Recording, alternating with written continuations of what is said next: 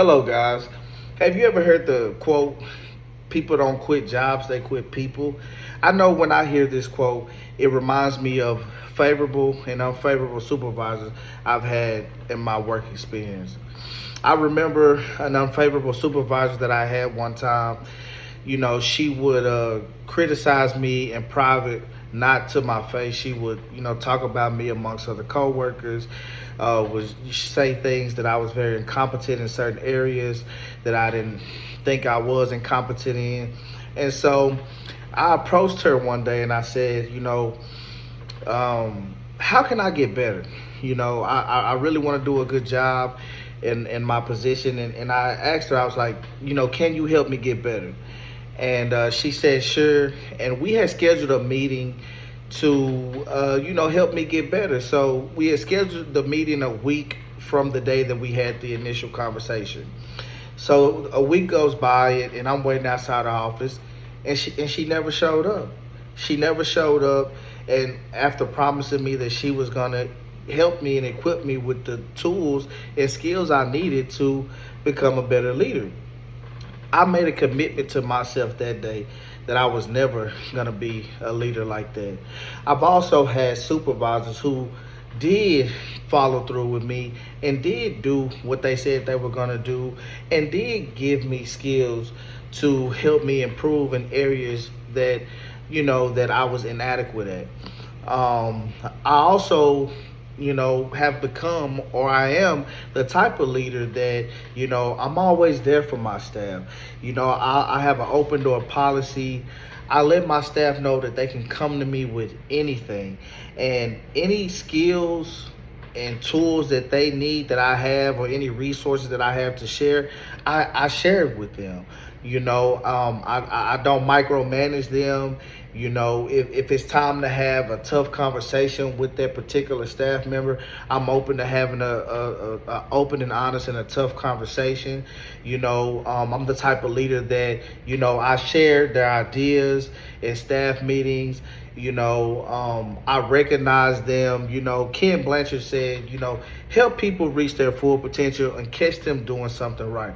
I love to help my staff reach their full potential, and I like to catch them doing something right.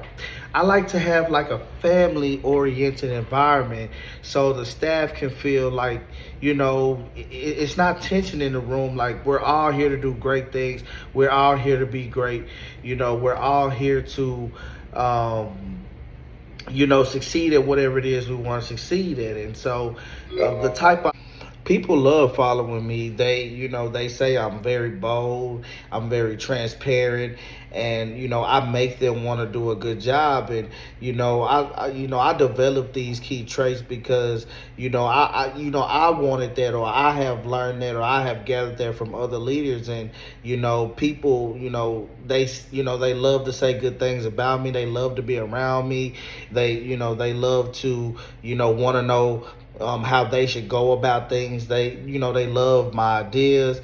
They just love to follow me, and it's not that I'm trying to continue for them to follow me, but it's because I want to empower them to be the type of leader that I am, the type of leader that I work to be. So people, they love how I influence them, and they love how I share the ideas and things like that. So that's the type of leader that, those are the type of things that you're going to hear about me when people, when they're talking about what type of leader I am. I like to portray the type of ideal leader that I would want for myself. So I like to be supportive. I like to have open and honest conversations. I like to provide training and resources through books and documents. And I like to, just let people know that, that I'm always going to be there. I like to influence people. I like to give people a reason to want to come to work. I don't want to make them feel like they're stressed and overwhelmed and that they don't have any support when they want to come to work. I want them to be excited. I want them to be motivated. I want them to go home talking about work, in a positive way. That's the type of ideal leader that I love to do what they're doing so well. I want to influence them so much that they don't even have to worry about the money. They just want to worry about doing a good job. That shows that you're the type of leader that people are not even worried about those things. They're so bought into your mission, into your vision. And if I could offer any steps on what an ideal leader should look like, I would advise people to study leaders that they don't like, and also study leaders that they do like, and eat the fish and spit out the bone. Take the good stuff that they like from each leader and spit out the bad stuff. Or observe what a bad leader is, and observe what a good leader is, and document what those skill sets are, and work on those skill sets so you can become the ideal leader that you want to become. And as I stated in the beginning, people don't quit jobs, they quit people. So please make sure that you're never a leader that people want to quit. Thank you.